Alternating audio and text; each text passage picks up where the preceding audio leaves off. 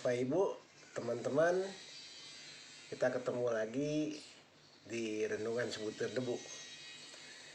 Pada kali ini saya ingin mengajak teman-teman dan Bapak Ibu sekalian, kita sama-sama merenungkan buat apa kita ke gereja. Kenapa saya ingin mengangkat topik ini?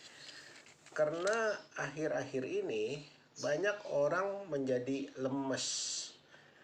Ya, sudah lama tidak ke gereja, akhirnya jadi lemes.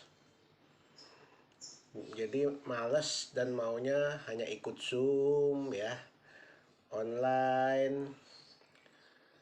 Tanpa terasa, kerohanian kita juga makin lama makin lemah, makin merosot. Ya, kita jadi malas untuk beribadah di gereja. Maksud saya bukannya beribadah itu harus di gereja. Ya, karena memang gereja hanya gedung. Yang namanya gereja sebenarnya adalah kumpulan orang-orang kudus. Ya. Anak-anak Tuhan yang percaya kepada Tuhan, berkumpul, berdoa bersama, memuji Tuhan, mendengarkan firman sama-sama, itulah gereja. Tapi kalau kita tidak datang bersama-sama, kita kurang menghargai Tuhan. Kenapa saya katakan demikian? Seringkali kita waktu ibadah online, kita baru bangun tidur, pakai piyama, lantas ibadah, pakai baju tidur, ya. Tidak ada suatu kehormatan yang kita berikan kepada Tuhan. Padahal Tuhan itu adalah Tuhan yang maha kuasa. Tuhan itu adalah raja atas segala raja. Tuhan itu adalah pencipta alam semesta. Dia maha kuasa, maha agung, maha mulia. Bagaimana kita bisa tidak menghargai Tuhan? Ini yang saya ingin ajak Bapak Ibu, teman-teman semua untuk kita sama-sama memikirkannya. Jadi untuk apa kita ke gereja sebenarnya? Ya, banyak gereja-gereja Injili, anak mudanya makin lama makin merosot, imannya makin lemah. Kenapa? Karena mereka malas. Mereka jenuh dengan khotbah-khotbah yang kosong. Kenapa saya katakan kosong? Karena khotbahnya tidak berdasarkan pimpinan Roh Kudus. Ya, Tuhan mengatakan, aku adalah roh, barang siapa menyembah aku harus menyembah di dalam roh dan kebenaran. Ya. Bagaimana kita membuktikan bahwa Allah itu adalah roh? Ya, kita lihat dalam 1 Yohanes pasal 1 ya. 1 Yohanes pasal 1 dikatakan pada mulanya adalah firman. Firman itu bersama-sama dengan Allah dan firman itu adalah Allah. Ayat 2-nya, pada mulanya ia bersama-sama dengan Allah. Ayat 3-nya, segala sesuatu dijadikan oleh Dia, dan tanpa Dia tidak ada satupun yang telah jadi. Dari segala yang telah dijadikan. Ini membuktikan bahwa firman atau Allah itu sendiri adalah pencipta alam semesta. Ya, tidak ada satupun yang jadi tanpa diciptakan Tuhan. Ayat 4. Di dalam Dia ada hidup dan hidup itu adalah terang manusia. Terang itu bercahaya. Terang itu bercahaya dalam kegelapan dan kegelapan tidak dapat menguasainya. Jadi siapakah Allah? Allah adalah Tuhan yang maha kuasa, maha pencipta. maha mulia, maha agung. Bagaimana kita sebagai ciptaan kurang ajar? Datang sembarangan. Nggak mau untuk menyembah Tuhan dengan benar.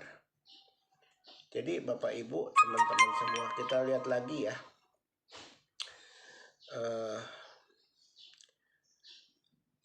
1 Yohanes ayat 14. Firman itu telah menjadi manusia dan diam di antara kita. Dan kita telah melihat kemuliaannya, yaitu kemuliaan yang diberikan kepadanya sebagai anak tunggal Bapa, penuh kasih karunia dan kebenaran. Ya. Ayat 18. Tidak seorang pun yang pernah melihat Allah, tetapi anak tunggal Allah yang ada di pangkuan Bapa, dialah yang menyatakannya. Jadi kita lihat Bapak Ibu, teman-teman semua, bahwa Allah itu adalah pencipta alam semesta yang maha kuasa. Ya. Bagaimana kita sebagai ciptaan bisa kurang ajar, bisa tidak menghormati Tuhan? Kalau kita ke gereja, jadi buat apa? Ibadah, cuma dengar firman, atau kita datang ke gereja mau berjumpa, mau bertemu dengan Tuhan kita yang maha pengasih dan penyayang, maha mulia, maha kudus, maha agung, maha kuasa. Kalau kita sekedar ke gereja cuma mau dengar khotbah, ya tidak perlu ke gereja. Tapi inti dasarnya adalah kita harus beribadah dalam perjumpaan dengan Tuhan. Waktu kita bertemu dengan Tuhan, Roh Kudus memenuhi hati kita. Hati kita merasa tenang. Ya. Kalau tidak ada Roh Kudus, kita manusia tidak mungkin tenang. Kita pasti hidup dalam ketakutan. Tapi waktu ada Roh Kudus, kita akan hidup tenang, damai sejahtera. Kenapa? Karena ada Tuhan dalam hati kita. Jadi Bapak Ibu, teman-teman sekalian, kita ke gereja itu untuk apa? Untuk berjumpa dengan Tuhan. Bukan untuk dengar khotbah. Bukan untuk ngobrol, bukan untuk cari bisnis, bukan untuk cari jodoh, bukan untuk lihat khotbah pendeta yang hebat dan menyenangkan telinga kita. Bukan. Yang penting bertemu, berjumpa dengan Tuhan. Bagaimana berjumpa dengan Tuhan? Kita harus percaya kepada Tuhan.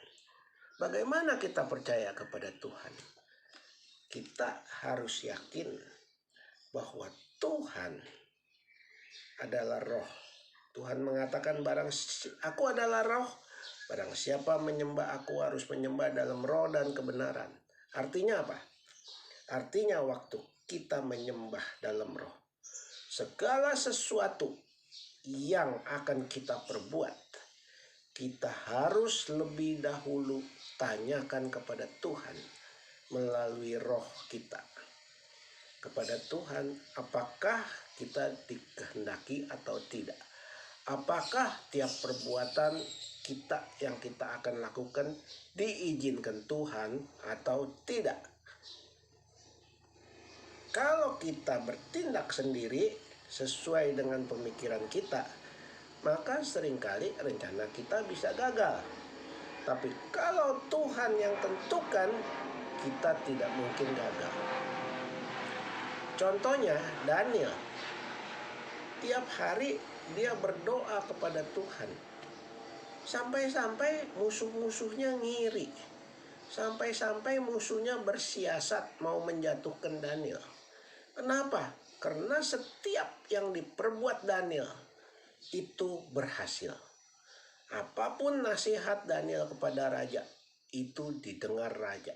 Kenapa? Karena Daniel memperoleh hikmat yang daripada Tuhan. Kenapa dia bisa memperoleh hikmat daripada Tuhan? Karena dia selalu bertanya lebih dahulu kepada Tuhan sebelum melakukan segala sesuatu.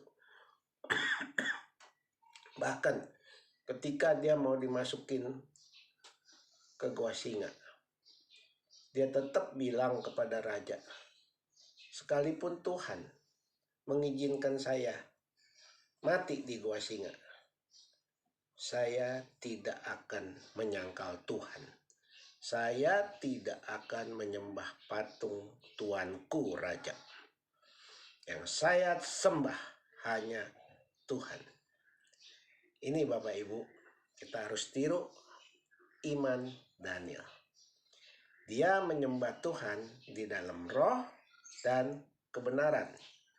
Kalau dia tidak benar, dia bisa aja nyembah patung, dia selamat tidak masuk ke gua singa. Tapi dia berani mengambil resiko masuk ke gua singa dengan harapan Tuhan menjaga. Dan ternyata Tuhan menjaga. Ada Tuhan di goa bersama-sama Daniel. Sampai di sini dulu Bapak Ibu, nanti kita sambung dalam episode berikutnya. Jangan lupa klik subscribe dan share supaya makin hari makin banyak orang paham firman Tuhan, makin mengerti, makin cinta Tuhan, dan bisa berjumpa dengan Tuhan.